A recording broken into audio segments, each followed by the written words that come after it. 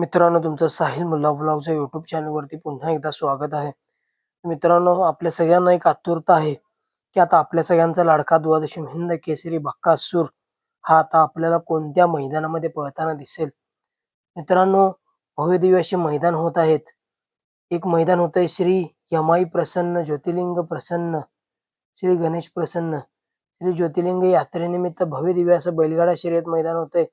भव्य दिव्य असं ओपनचं मैदान मंगळवार दिनांक 31 मार्च 2026 रोजी ठिकाण असणारा ITI कॉलेज समोर मौजे औंध तालुका खटाव जिल्हा सातारा या ठिकाणी.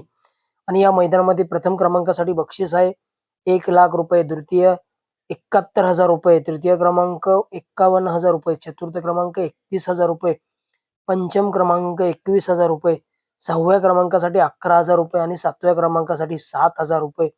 आणि हे मैदान आपल्याला लाईव्ह प्रक्षेपण बघायला मिळेल P3 लाईव्ह या युट्यूब चॅनलवरती. आणि नक्कीच या औंधच्या मैदानामध्ये रथी महारथी नंदी, टॉपचे नंदी आपल्याला या भव्यदिव्य अशा औंधच्या मैदानामध्ये पळताना दिसतील. त्याचबरोबर एक भव्यदिव्य असं मैदान होतंय आई एकविरा देवीच्या यात्रेनिमित्त आई एकविरा देवी केसरी श्री क्षेत्र एकविरा वेहरेगाव तालुका मावळ जिल्हा पुणे या ठिकाणी एकविरा फाटी या इथं हे मैदान होणार आहे 31 मार्च 2025 रोजी. आणि अजून एक मैदान होतंय रविवार दिनांक 29 मार्च 2026 मौजे लेंगरे तालुका खानापूर जिल्हा सांगली या ठिकाणी. या मैदानामध्ये हे मैदान होतंय मित्रांनो रामनवमी व कलंदर बाबा यांच्या यात्रेनिमित्त भव्यदिव्य असं ओपनचं मैदान. या मैदानामध्ये प्रथम क्रमांकासाठी बक्षीस आहे 1,21,000 रुपये.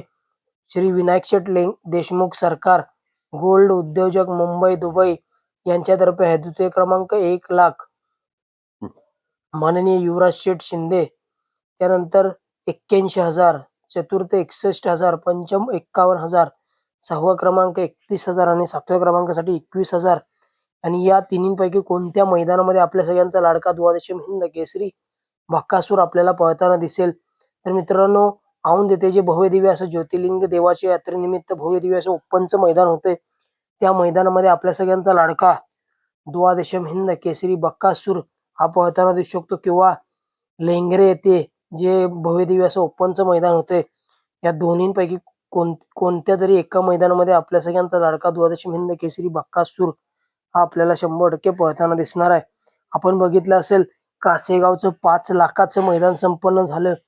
या मैदानामध्ये मित्रांनो सर्व आपल्याला टॉपचे नंदी, टॉपचे बैल घेऊन पळताना दिसले. परंतु बक्कासूर मित्रांनो एवढं मोठं मैदान असून देखील नवीन चेहरा घेऊन पळाला.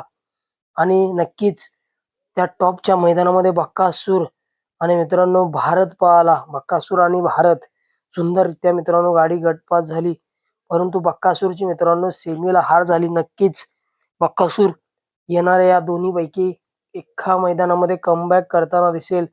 मित्रांनो, नवीन चेहरा घेऊन पळण्यात देखील धमक लागते आणि ती धमक मित्रांनो फक्त बक्कासूरमध्येच आहे. आतापर्यंत मित्रांनो 12 हिंद केसरी झालाय.